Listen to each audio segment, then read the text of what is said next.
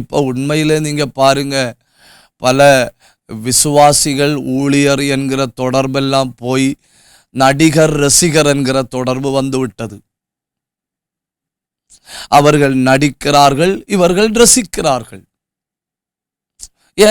ஏன்னா ஜனங்கள் சொல்றாங்க, எங்களுக்கு இதமானபடி செய்யுங்கள், எங்களுக்கு பிரியமானபடி பேசுங்கள். அதாக்கும் செவித்தினவு என்கிற நோயின் அடையாளம். அவர்கள் எச்சரிக்கையான வார்த்தைகளை விரும்புவதில்லை. எச்சரிக்கையான வார்த்தையை விரும்புவதில்லைன்னு சொல்றதை விட உண்மையான நிலைமையை கேட்க விரும்பவில்லை.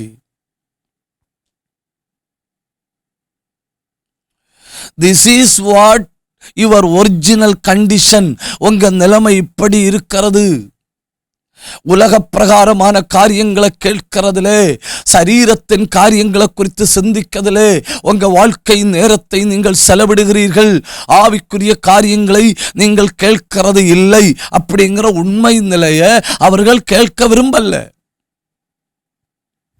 அதனால அவங்க என்ன சொல்றாங்க, உண்மை நிலை எங்களுக்கு சொல்ல வேண்டாம், எங்களுக்கு கொஞ்சம் இதமா சொல்லுங்க, நாங்க ரசிக்கிற மாதிரி பேசுங்க.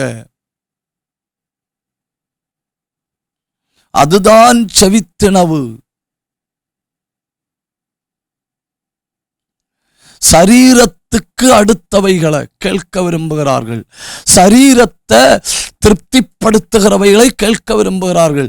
satisfying the needs of the body.